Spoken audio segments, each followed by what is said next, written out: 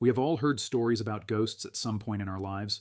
Usually the story goes like this. Someone saw a ghost, just one person, and because of that, many people never truly believe these stories.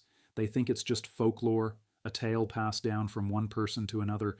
But what if I told you a story where not one, not two, but more than 100 people claimed to see the same ghost at the same time, and they didn't just see it, they spoke to it.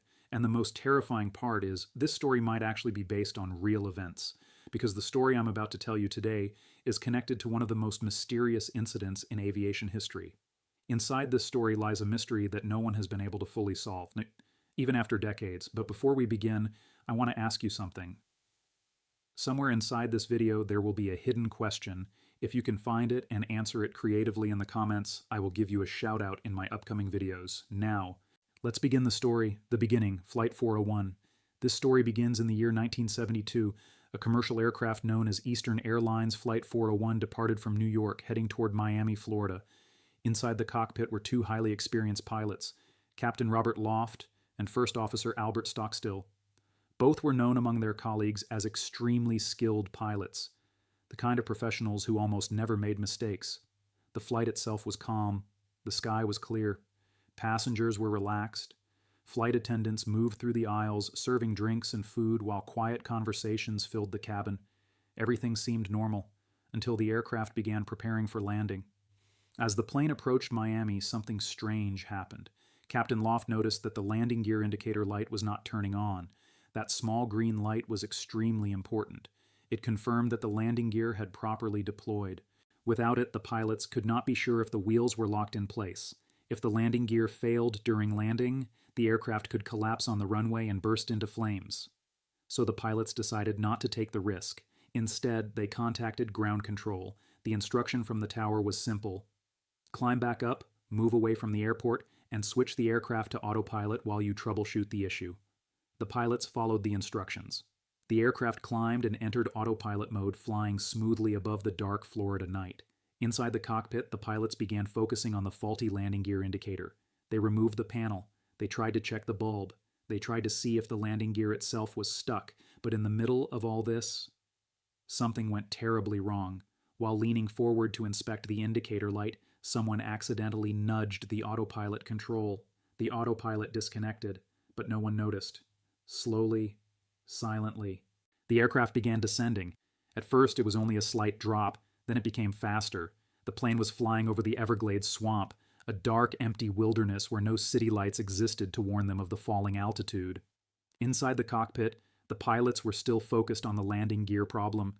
None of them realized the aircraft was losing altitude rapidly until it was too late. The crash.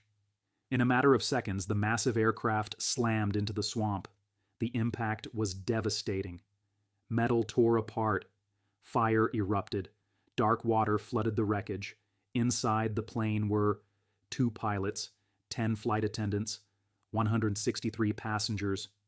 Many people died instantly. The cockpit crew was killed in the crash. Some flight attendants survived. Out of the 163 passengers, only 75 people survived the disaster. The tragedy of Flight 401 became one of the most shocking accidents in aviation history. Investigators later confirmed the cause: a tiny landing gear indicator light, a simple distraction, and a disconnected autopilot. Hundreds of lives were changed forever because of one small mistake. But strangely, the most terrifying part of this story did not begin with the crash. It began afterwards. The strange decision months passed. The news faded. People slowly began forgetting about Flight 401. Eastern Airlines wanted to move on from the tragedy, so the company made a controversial decision. Many of the undamaged parts from the crashed aircraft were recovered: electronics, galley equipment, instruments. These parts were installed into other aircraft in the fleet. One of those aircraft became known among crew members as Flight 318. At first, everything seemed normal. But then, strange things began happening. Passengers started reporting a disturbing feeling. They felt as if someone was sitting beside them, even when the seat was empty. Flight attendants said they sometimes saw a man wearing a pilot's uniform sitting quietly in the cabin, but when they looked again, he was gone. The first encounter. One evening, a flight attendant named Martha Lewis was walking down the aisle serving drinks. As she reached an empty row, she stopped. Someone was sitting there. a man in a captain's uniform. He looked calm, almost expressionless. Martha thought it was strange. Pilots were supposed to be inside the cockpit, not sitting among passengers. So she politely asked, "Sir, do you need anything?" The man slowly turned his head toward her. For a moment she felt a chill run down her spine. Something about him felt wrong. Before she could say another word, he quietly spoke. "You should be careful." His voice sounded distant, almost hollow. Confused, Martha walked toward the cockpit to inform the pilots, but when she reached the cockpit, both pilots were already there. When she returned to the seat, the man was gone, and that was only the beginning, because soon other crew members started seeing him too.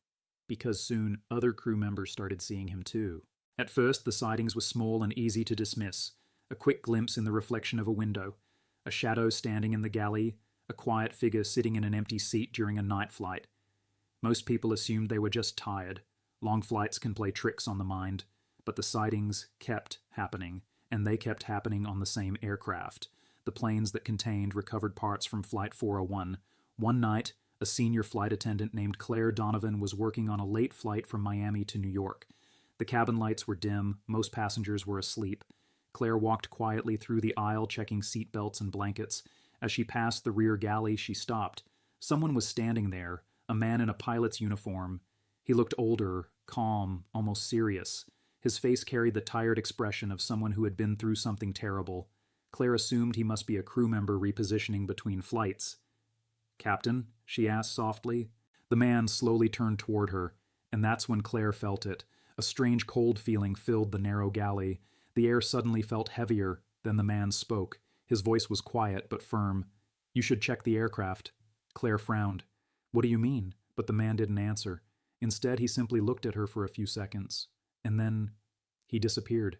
Not walked away, not turned around. He simply vanished. Claire froze. For several seconds, she couldn't move. Finally, she rushed to the cockpit and told the pilots what she had seen. The pilots exchanged a nervous look, because they had heard these stories before, but none of them said anything. They simply continued the flight. More sightings. Over the next few months, the stories spread among crew members. A mechanic claimed he saw a man in the cockpit of an empty aircraft parked at the gate. When he approached the plane, the cockpit was empty. A passenger reported speaking to a pilot sitting next to him during a flight. The pilot warned him about a technical problem with the aircraft. Later, maintenance crews discovered that exact problem during inspection. Another flight attendant claimed she saw two men standing near the galley ovens, one wearing a captain's uniform, the other wearing a flight engineer's uniform. Both were silent, both were staring directly at her, and then both vanished. Crew members started whispering the same names: Captain Bob Loft, flight engineer Don Repo, the very same men who had died in the crash of Flight 401. The most terrifying incident. But the strangest event happened on a busy summer flight. This aircraft was packed.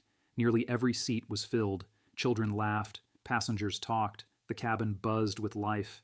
Inside the galley, a young flight attendant named Faye Merritt was preparing meals for more than 180 passengers. She had only 2 hours before dinner service. Working quickly, she opened one of the ovens to begin heating the food trays. And then she noticed something strange. A reflection in the shiny metal door of the oven. At first, she thought it was just another crew member behind her. But when she turned around, no one was there. She looked back at the reflection and saw the man again, standing behind her. His face looked pale, his uniform looked old, and his eyes were filled with urgency. He kept repeating the same words. "Be careful. Fire. Fire on this aircraft." Faye's heart started pounding. She stood there, frozen, staring at the reflection. The voice kept repeating, "Be careful. This aircraft could catch fire." Finally, she ran to the flight engineer. She told him everything. At first, he didn't believe her, but when he came to the galley and looked at the oven door, he saw the reflection too. The same man, the same uniform. And then the engineer whispered something that made everyone in the galley fall silent. "I know him." The other crew members looked at him. "That's Don Repo. He died in Flight 401. Now several crew members gathered in the galley, and unbelievably, some of them heard the voice as well. The warning repeated again. "Fire. This aircraft is in danger." The flight engineer immediately reported the situation to the cockpit. The pilots decided not to take any chances. They diverted the aircraft and landed as soon as possible. The investigation after landing, the aircraft was taken into maintenance inspection. Engineers checked everything: electrical systems, fuel systems, hydraulics, wiring. But at first, nothing seemed wrong. The aircraft appeared perfectly normal. However, during a deeper inspection, technicians eventually discovered a serious electrical fault hidden behind one of the panels. The malfunction could have easily caused an onboard fire during flight.